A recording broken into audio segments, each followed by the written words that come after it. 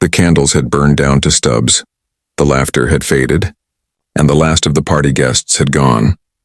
Ethan Blake stood alone in the vast dining room of his glass-walled mansion, the silence so deep he could hear the ticking of the antique clock above the fireplace. It was his 38th birthday.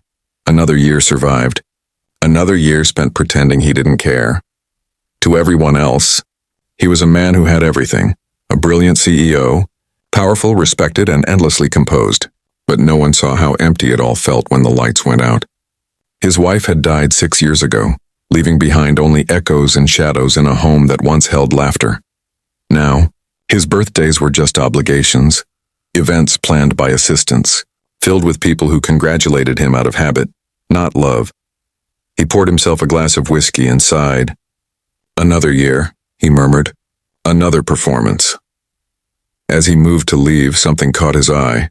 A small folded piece of paper set carefully at the far end of the long dining table. It looked out of place among the expensive gifts, the silver trays, the untouched cake. He frowned, reaching for it. It was a handmade birthday card, drawn with colored pencils and crayons, the kind a child would make.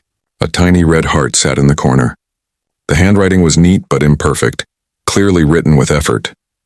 He opened it and froze. "Happy birthday, Mr. Blake. I know you don't like birthdays. I know you probably get hundreds of cards that cost more than what I make in a month, but I wanted to say thank you.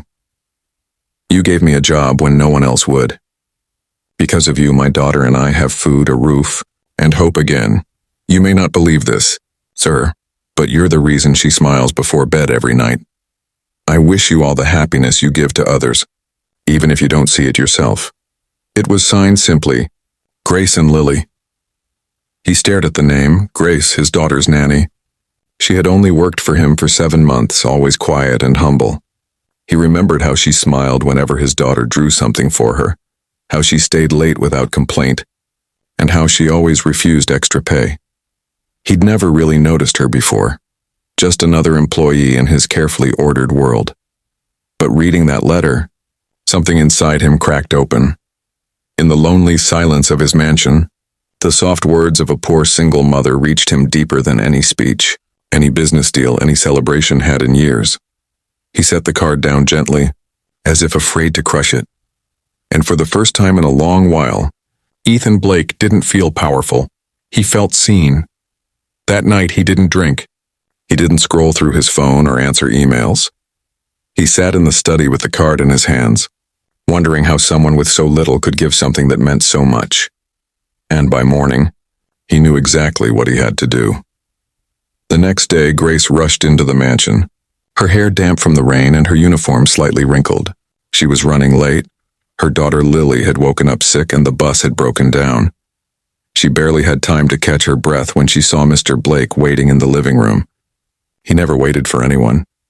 "I'm so sorry, sir," she said quickly, clutching her bag. "It won't happen again." I Grace, he interrupted gently. "Sit down." Her heart dropped. People didn't get called to sit down with CEOs unless something bad was coming. She perched on the edge of the sofa, hands trembling. Ethan stood by the window, the morning light outlining his tall frame. He turned to her, his expression unreadable, but his voice softer than she'd ever heard, said, "You left this behind." He held up the card. Her face went red. "Oh my goodness," she stammered. I didn't mean to leave that there. It was just a silly thing my daughter helped me make." "I'm sorry." He shook his head. "It's not silly. It's the best thing I've read in years." Grace blinked in confusion. "Sir?" He smiled faintly. "Do you know how many people said happy birthday to me yesterday? Dozens, maybe hundreds. But yours," he placed the card gently on the table between them. "Yours was the only one that felt real." Grace swallowed hard, unsure what to say. "I just wanted to thank you. You helped me when I had nothing. I couldn't afford to buy a gift." He walked over, sliding an envelope toward her. "You've already given me more than enough, but I owe you something in return." Inside the envelope was a new employment contract, doubling her salary, and beside it a scholarship document in Lily's name, covering her education from primary school through college. Grace's breath caught. "Mr. Blake, this is too much." "I can't." "You can," he said simply, "because you reminded me of something I forgot long ago. that kindness doesn't need a reason, and that sometimes the smallest gifts come from the biggest hearts. Tears filled her eyes. She tried to speak, but the words wouldn't come. As she finally managed to whisper, "Thank you," Ethan smiled. A real one, not the kind he wore for cameras. "Thank you, Grace," he said softly. "You reminded me how to feel human again." And when she left that day, clutching the envelope to her chest, she didn't know that Ethan stood at the window long after she'd gone, smiling faintly as he whispered to himself, "Maybe happiness was never missing. Maybe I just stopped noticing it."